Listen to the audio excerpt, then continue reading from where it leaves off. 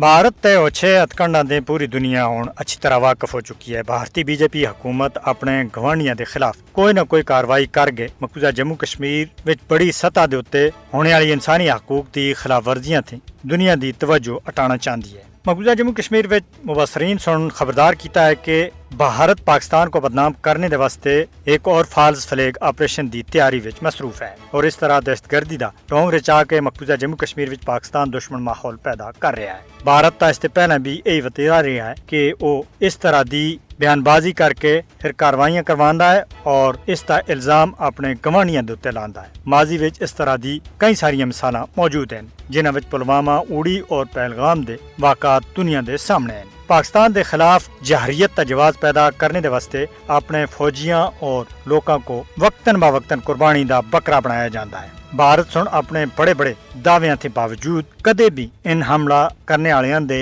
वाजिया सबूत और लाशां दुनिया के सामने पेश नहीं कर सके।